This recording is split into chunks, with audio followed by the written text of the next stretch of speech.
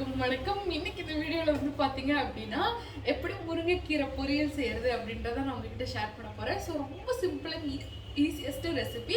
And அதுக்கும் முன்னாடி வந்து பாத்தீங்க அப்படின்னா நான் முருங்கைக்கீரையை வந்து நான் நல்லா ஆஞ்சு க்ளீன் பண்ணி வச்சிருக்கேன். அண்ட் அதுக்கு முன்னாடி நான் உங்ககிட்ட ஒன்று சொல்லணும். என்ன அப்படின்னு பார்த்தீங்கன்னா, எனக்கு இந்த விக்கல் வந்து ரொம்ப நேரமாக என்னை டார்ச்சர் பண்ணிட்டு இருக்கு. இது நிற்கிற மாதிரி எனக்கு தெரியல. ஸோ இது நின்னதுக்கப்புறம் நான் வந்து சமைச்சு இந்த பொரியல் செஞ்சு நாங்கள் சாப்பிட்றது ரொம்ப லேட் ஆகிடும். ஸோ அதனால தான் இந்த விக்கலை மட்டும் கொஞ்சம் மன்னிச்சுக்கோங்க. ஸோ வந்து நான் க்ளீன் பண்ணி வச்சிருக்கேன். இதை எப்படி வந்து பொரியல் செய்யறது, முருங்கைக்கீரை பொரியல் செய்யறது அப்படின்றத நான் உங்ககிட்ட ஷேர் பண்ண போகிறேன். அண்ட் அதோட ஹெல்ப் பெனிஃபிட்ஸும் நான் உங்ககிட்ட அப்படியே ஷேர் பண்றேன். So that's it. இது இப்போ வந்து எப்படி முருங்கைக்கீரை செய்யறது, பொரியல் செய்யறது அப்படின்றத நம்ம பார்ப்போம். ஓகே, இதுக்கு வந்து ப்ரிப்பரேஷனா 3 விஷயம் பண்ணியிருக்கேன். ஃபர்ஸ்ட் என்ன அப்படின்னு பார்த்தீங்க அப்படின்னா, முருங்கைக்கீரை வந்து ஆஞ்சு க்ளீன் பண்ணி வச்சுக்கோங்க. நெக்ஸ்ட் என்ன அப்படின்னு பார்த்தீங்கன்னா, செகண்ட் வந்து தேங்காய் இருக்கும் இல்லைங்களா, ஸோ அது வந்து நல்லா திருவி வச்சுக்கோங்க. அது லாஸ்ட்டாக நம்ம தூவி விடும்போது செம்ம டேஸ்ட்டாக இருக்கும். தேர்ட் என்ன அப்படின்னு பார்த்தீங்கன்னா, கடலைப்பருப்பு இருக்கு இல்லைங்களா, ஸோ அதை வந்து நல்லா வேக வச்சுக்கோங்க. ஸோ அது வந்து நல்லாயிருக்கும். ஸோ தேங்காயும் கடலைப்பருப்பும் ஆப்ஷனல் தான், பட் இது ரெண்டும் ஆட் பண்ணிங்க அப்படின்னா சூப்பராக இருக்கும். ஸோ இந்த 3 விஷயம் தான் நான் வந்து பண்ணி வச்சுருக்கேன். ஸோ இது பண்ணிட்டீங்க அப்படின்னா ஒரு 5 மினிட்ஸில் நம்ம வந்து கீரை ரெடி, சூப்பராக செஞ்சு சாப்பிட்லாம். ஸோ இது எப்படி செய்யறது அப்படின்றத பார்ப்போம். ஃபஸ்ட்டு அடுப்பை பற்ற வச்சுப்போம். அடுப்பை பற்ற வச்சுட்டு நீங்கள் எந்த பாத்திரத்தில் வந்து பொரியல் செய்வீங்களோ அந்த பாத்திரம் எடுத்து வச்சுக்கோங்க. ஸோ பாத்திரம் நல்லா சூடாகட்டும். அண்டு இன்றைக்கி வந்து பார்த்திங்க அப்படின்னா நான் கடலெண்ணெய் யூஸ் பண்ணுறேன். நீங்கள் வந்து ரீஃபைண்ட் ஆயில் எது வேணாலும் நீங்கள் யூஸ் பண்ணிக்கலாம். ஸோ நான் வந்து 1 டேபிள் ஸ்பூன் அளவு வந்து கடலெண்ணெய் யூஸ் பண்ணிக்கிறேன். ஸோ எண்ணெய் நல்லா சூடாகட்டும். சூடானதுக்கப்புறம் வந்து கடுகு போடுங்க. கடுகு பொரியிற வரைக்கும் கொஞ்சம் வெயிட் பண்ணுங்கள். ஸோ கடுகு நல்லா பொரிஞ்சதுக்கப்புறம் வந்து நான் சின்ன வெங்காயம் வந்து உளித்து நல்லா கட் பண்ணி வச்சுருக்கேன். ஸோ சின்ன வெங்காயம் ஆட் பண்ணோம் அப்படின்னா வந்து அது நல்ல டேஸ்டியாக இருக்கும். ஸோ அதனால் கொஞ்சம் பொறுமையாக வந்து சின்ன வெங்காயம் வந்து உளிச்சிட்டு அதை வந்து ஆட் பண்ணி இந்த பொரியலுக்கு யூஸ் பண்ணுங்கள். இது நல்லா வதங்கட்டும். வதங்கினதுக்கப்புறம் வந்து நம்ம வரமிளகா ஆட் பண்ணிக்கலாம். ஸோ நல்லா வதங்கிருச்சு. இப்போ வந்து பார்த்திங்கன்னா நான் வரமிளகா ஆட் பண்ணிக்கிறேன். ஸோ உங்களுக்கு காரத்துக்கு ஏற்ற மாதிரி வந்து நீங்கள் வரமிளகா ஆட் பண்ணிக்கோங்க. நீங்கள் பச்சை மிளகா கூட ஆட் பண்ணிக்கலாம், ஒரு பிரச்சனையும் இல்லை. பட் கீரையும் பச்சை கலரில் இருக்குது, இதுவும் பச்சை கலரில் இருக்கனால கொஞ்சம் காரம் மிளகாயை மாற்றி கடிச்சிருவோம். அதுக்கப்புறம் கொஞ்சமாக வந்து மஞ்சத்தூள் ஆட் பண்ணி நல்லா கலந்து விட்டுக்கோங்க. ஸோ முடிஞ்ச அளவு வரமிளகாயை யூஸ் பண்ணிக்கோங்க என்னை பொறுத்த வரைக்கும். அதுக்கப்புறம் வந்து பார்த்திங்கன்னா நம்ம நல்லா கழுவி வச்சுருக்கோம் இல்லைங்களா, ஸோ அந்த முருங்கீரையை வந்து ஆட் பண்ணிக்கோங்க. கீரை வந்து அதிகமாக இருக்க மாதிரி தான் இருக்கும், பட் நல்லா சுருங்கி வதங்கி உள்ள குட்டியூண்டு தான் வரும் கடைசியில். ஸோ அதனால் நல்லா வதக்கிக்கோங்க. இங்கே பாருங்கள் எவ்வளோ சுருங்கி போச்சு பார்த்தீங்களா. நல்லா வதக்குங்க. ஸோ வதக்குனதுக்கப்புறம் உங்களுக்கு தேவையான அளவு கொஞ்சமாக உப்பு ஆட் பண்ணிக்கோங்க.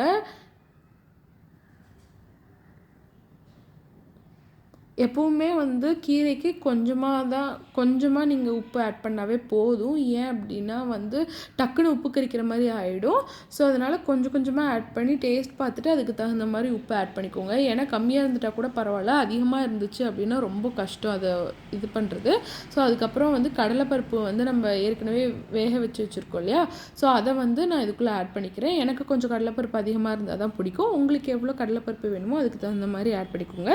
பட் இது கடலைப்பருப்பு ஆட் பண்ணோம் அப்படின்னா டேஸ்ட் ரொம்ப நல்லாயிருக்கும். ஸோ கடலைப்பருப்பு ஆட் பண்ணி நல்லா வதக்கிக்கோங்க. ஒரு 2 நிமிஷம் வதக்கினா போதும். ஸோ அதுக்கப்புறம் உங்களுக்கு எவ்வளோ தேவையான அளவு தேங்காய் வேணுமோ அது வந்து தேங்காய் பூ வந்து நல்லா திருவண்ண தேங்காய் வந்து ஆட் பண்ணி கலந்து விட்டுக்கோங்க. இது 1 நிமிஷம் இருந்தாவே போதும். அடுப்பை ஆஃப் பண்ணிடுங்க. அந்த சூட்லேயே வந்து தேங்காய் வந்து நல்லா வதங்கிக்கும். So that's it. நம்மளோட அமேசிங்கான முருங்கைக்கீரை பொரியல் வந்து ரெடி. கண்டிப்பாக உங்கள் வீட்டில் ட்ரை பண்ணி பார்த்துட்டு எப்படி இருக்குது அப்படின்றத வந்து கீழே கமெண்ட் பண்ணுங்கள். ஓகே, இப்போ வந்து நம்மளோட முருங்கைக்கீரை எப்படி இருக்கு அப்படின்றத நம்ம வந்து டேஸ்ட் பண்ணிடலாம்.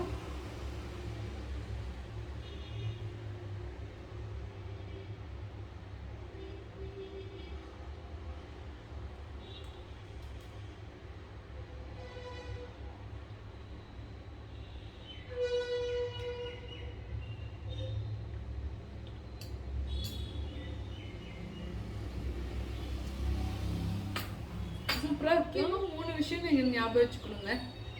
என்ன அப்படின்னு பார்த்தீங்கன்னா, ஃபஸ்ட்டு வந்து நீங்கள் கீரைக்கு உப்பு போடும்போது ரொம்ப கவனமாக இருக்கணும். முருங்கைக்கீரை மட்டும் கிடையாது, எந்த கீரையாக இருந்தாலும் பார்த்து ஜாக்கிரதையாக, கம்மியாக இருந்துட்டாலும் பரவாயில்ல, அதிகமாகிடுச்சுன்னா ரொம்ப கஷ்டம் அது கம்மி பண்ணுறது. ஸோ உப்பு மட்டும் பார்த்து ஜாக்கிரதையாக வந்து ஆட் பண்ணுங்கள். நெக்ஸ்ட் என்ன அப்படின்னு பார்த்தீங்கன்னா கடலைப்பருப்பு. ஸோ கடலைப்பருப்பு தேங்காயும் நான் முன்னாடியே சொன்ன மாதிரி ஆப்ஷனல் தான்.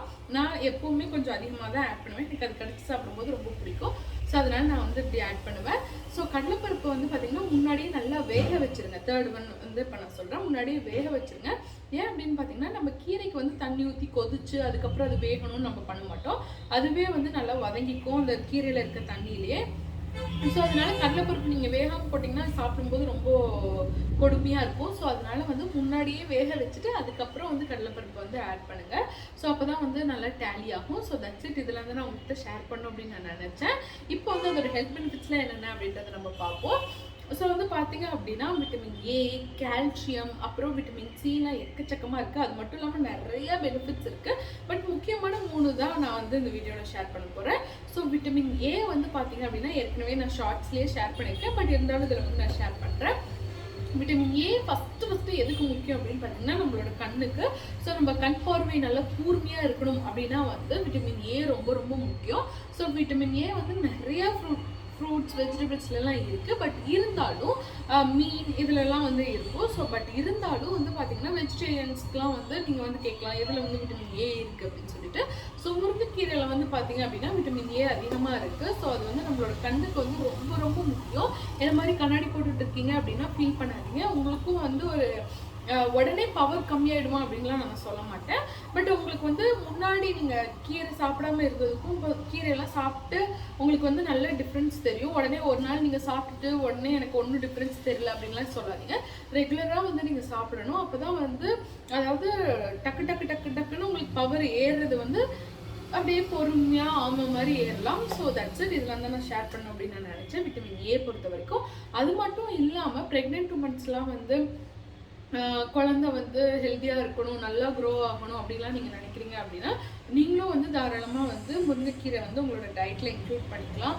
அப்புறம் ஸ்கூல் போகிற குழந்தைங்களாம் டக்குன்னு வளர்ந்துருவாங்க. ஸோ அவங்களுக்கும் வந்து நல்லா ஸ்ட்ராங்காக இருக்கணும், ஹெல்த்தியாக இருக்கணும்னு நீங்கள் நினைக்கிறீங்க அப்படின்னா உங்களோட குழந்தைங்களோட லஞ்ச் பாக்ஸில் இதுலலாம் வந்து அவங்களுக்கு எப்படி பிடிக்குமோ, அதாவது கீரையாக பிடிக்குமா இல்லை வந்து வடை இந்த மாதிரி கொடுத்து பழக்குங்க. ஏன் அப்படின்னு பார்த்தீங்கன்னா வடையெல்லாம் சாப்பிடுவாங்க.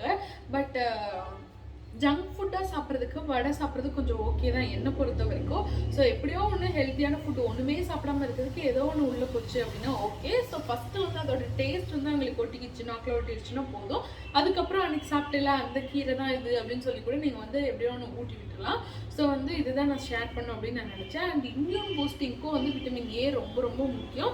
ஸோ உங்களோட டயட்டில் வந்து முருங்கைக்கீரை தாராளமாக இன்க்ளூட் பண்ணிக்கோங்க. அண்ட் விட்டமின் ஏவும் ரொம்ப ரொம்ப முக்கியம். நம்ம பார்த்தீங்க அப்படின்னா vitamin C. So vitamin C அப்படின்னு சொன்னோடனே நிறைய பேத்துக்கு வந்து ஹாப்பியாக இருக்கலாம். ஏன் அப்படின்னு பார்த்தீங்கன்னா நம்மளோட ஸ்கின் வந்து நல்லா ஷைனிங்காக ஹெல்த்தியாக இருக்கிறதுக்கு வந்து விட்டமின் சி ரொம்ப ரொம்ப முக்கியம். ஸோ அது மட்டும் இல்லாமல் நம்ம கால்சியம் இன்க்ளூட் பண்ணிக்கிறோம் இல்லையா. ஸோ இப்போ வந்து பார்த்தீங்கன்னா கால்சியம் வந்து நம்மளோட போன் ஸ்ட்ரென்த்தாக இருக்க ஸ்ட்ராங்காக இருக்கிறதுக்கு ரொம்ப ஹெல்ப்ஃபுல்லாக இருக்கும். ஸோ இடுப்பு வலி, முட்டி வலி, அந்த ஜாயிண்ட் பெயின்லாம் இருக்குது அப்படின்னா நீங்கள் வந்து கண்டிப்பாக கால்சியம் ரிச் ஃபுட்டு வந்து இன்க்ளூட் பண்ணிக்கணும். ஸோ கால்சியம் ரிச் ஃபுட்டு மட்டும் இன்க்ளூட் பண்ணால் போதாது, விட்டமின் டியும் வேணும். அண்ட் இது எல்லாம் உங்கள் பாடியில் அப்சர்வ் ஆகணும்னா விட்டமின் சி தேவை. ஸோ ஏற்கனவே வந்து அது ரிலேட்டடாக கால்சியம் அது ரிலேட்டடாக வீடியோ வந்து டெடிக்கேட்டடாக நான் ஏற்கனவே நம்ம சேனலில் அப்லோட் பண்ணியிருக்கேன். ரெகுலராக நம்ம வீடியோஸ் பார்த்துட்டு இருக்கீங்கன்னா உங்களுக்கு வந்து தெரிஞ்சிருக்கும். பட் புது சப்ஸ்கிரைபர்ஸ்க்கு வந்து நான் வந்து ஷேர் பண்ணுறேன். ஸோ ஏற்கனவே டெடிக்கேட்டடாக கால்சியம் ரிலேட்டட் வீடியோஸ் வந்து நான் ஷேர் பண்ணியிருக்கேன். ஸோ உங்களுக்கு கால்சியம் டெஃபிஷியன்சி இந்த மாதிரி வந்து இருக்குது, நான் வந்து அதை நல்லா ஸ்ட்ராங் பண்ண என்னோடய போன்ஸ்லாம் ஸ்ட்ராங் பண்ணணும்னு நீங்கள் நினைக்கிறீங்கன்னா இந்த வீடியோ வந்து பாருங்கள். நெக்ஸ்ட்டு கால்சியம் வந்து நம்ம பாடியில் அப்சர்வ் ஆகணும் அப்படின்னா விட்டமின் சியும் தேவை. ஸோ விட்டமின் சி இருந்தால் மட்டுமே நம்ம பாடி வந்து கம்ப்ளீட்டாக அந்த கால்சியம் வந்து அப்சர்வ் பண்ணிக்கும். ஸோ வந்து பார்த்தீங்க அப்படின்னா ஒரு கல்லில் 2 மாங்கான்ற மாதிரி கால்சியமும் இருக்குது, விட்டமின் சியும் இருக்குது. ஸோ நம்ம பாடி வந்து நல்லா ஸ்ட்ராங்காக ஹெல்த்தியாக இருக்கிறதுக்கு வந்து முருங்கைக்கீரை ஒரு அமேசிங்கான ஒரு ஃபுட்டுன்னு தான் நான் சொல்லுவேன். ஸோ இந்த ஃபுட்டு அமேசிங்கான ஃபுட்டை வந்து மிஸ் பண்ணிடாதீங்க. நீங்களும் உங்களோட வீட்டில் வந்து வாரத்தில் 1 நாளோ 2 நாளோ கண்டிப்பாக வந்து இன்க்ளூட் பண்ணி எல்லோரும் ஹாப்பியாக ஹெல்த்தியாக இருக்கலாம். ஸோ இந்த வீடியோ உங்களுக்கு பிடிச்சிருந்துருக்கும் அப்படின்னு நான் நினைக்கிறேன். பிடிச்சிருந்ததுன்னா லைக் பண்ணுங்கள், உங்களோட ஃபேமிலி அண்ட் ஃப்ரெண்ட்ஸோட ஷேர் பண்ணுங்கள். மறுபடியும் இன்னொரு இன்ட்ரெஸ்டிங்கான வீடியோவில் வந்து உங்களை மீட் பண்ணுறேன். அது வரைக்கும் பாய், நன்றி.